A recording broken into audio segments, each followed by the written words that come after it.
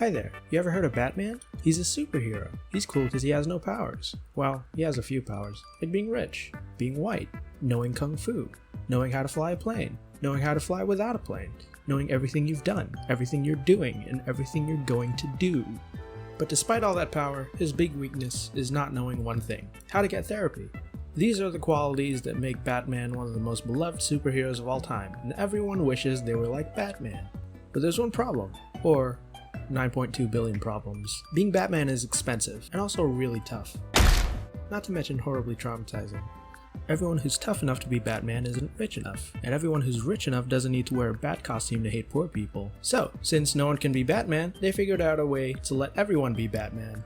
Make video games. Now everyone who can use a controller can immerse themselves in the experience of being rich, and white, and depressed. They made a lot of Batman video games, but today I'm going to talk about one of them, Batman ARKHAM Origins, the third game in the critically acclaimed ARKHAM series. Did I say critically acclaimed? Not this one apparently. People don't like this one as much as the rest, so I decided to find out why. And now here I am in 2020, giving my opinions about a game that came out in 2013. Let's start with the story, which is probably the best thing about the game. Good news, you're a Batman. That's 10 out of 10 already. Bad news, you're a Batman who sucks. That sounds like something that should bring it down to 9 out of 10. Because who the hell wants to be a Batman who sucks? But this actually works out well, because character flaws are more interesting for the story. Batman is younger, and therefore he's more emotional, more aggressive. Since Batman sucks, everyone loves to remind him that he sucks. The cops tell him, the bad guys tell him, even his butler gets a chance to tell him how much he sucks. This makes for good character development for Batman, because through the course of the game, he learns that he does suck. Doing all this Batman stuff alone sucks, and he needs allies to not suck. In the end, Batman learns that the real Batman is the friends we made along the way. Thank you for being a friend. But enough about Batman and Bat friends, what about Batman and Bat guys? You're in luck, there's a lot of bad guys. The premise for the game is that the king of the bad guys, Black Mask, has hired an army of assassins to kill Batman. So chronologically, this is the first time Batman meets some of his lifelong enemies. Guys like Deathstroke, Bane, and this snake lady, and a bunch of other people that are not as important. That sounds like a promising time since you get to fight villains who've never had a chance to shine in the previous games. And we get a major villain that isn't the Joker for once. This next part has spoilers, so here's your warning. I don't think it's actually a spoiler, but I'm just gonna put it here as a courtesy. Surprise! Turns out Black Mask is fake! Just like my accent, and he was the Joker the whole time!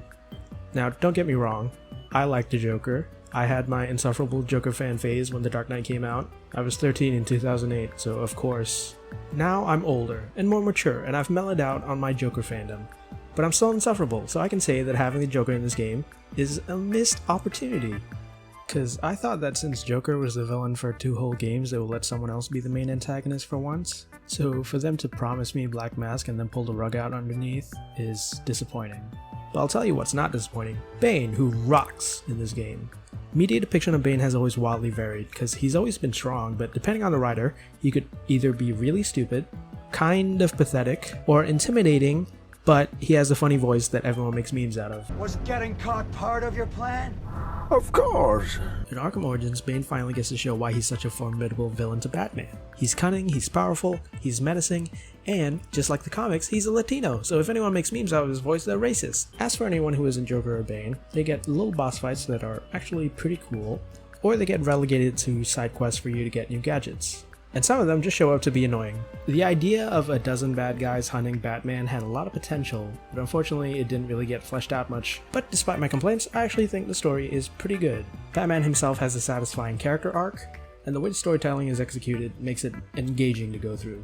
Even though the game has Origins in the title, they could have just fallen into a trap of telling the Batman origin story again, because obviously we haven't had enough of watching Bruce Wayne's parents die. They managed to forge their own identity instead and keep things fresh.